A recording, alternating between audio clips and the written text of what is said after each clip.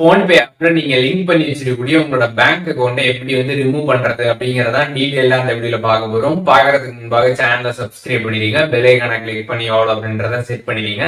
Just PhonePe app வந்து open பண்ணிடுங்க. சைட்ல உங்களோட ப்ரொஃபைல் கொடுத்துருப்பாங்க, அதை கிளிக் பண்ணதுமே பாத்தீங்கன்னா பேங்க் அக்கௌண்ட் அப்படிங்கிற ஒரு ஆப்ஷன் கொடுத்துருப்பாங்க. அந்த ஆப்ஷன் நீங்க கிளிக் பண்ணதுமே நீங்க போன்பேல லிங்க் பண்ணி வச்சிருக்கக்கூடிய பேங்க் அக்கௌண்ட்ஸ் எல்லாமே வந்து ஷோ ஆகும். அதுல எந்த அக்கௌண்ட்டை நீங்க வந்து போன்பேல இருந்து கம்ப்ளீட்டா ரிமூவ் பண்ணணும்னு நினைக்கிறீங்களோ அந்த பேங்க் அக்கௌண்ட்டுக்கு நேரா பாத்தீங்கன்னா ஒரு ஆரோ கொடுத்துருப்பாங்க. அந்த ஆரோ நீங்க கிளிக் பண்ணிடுங்க.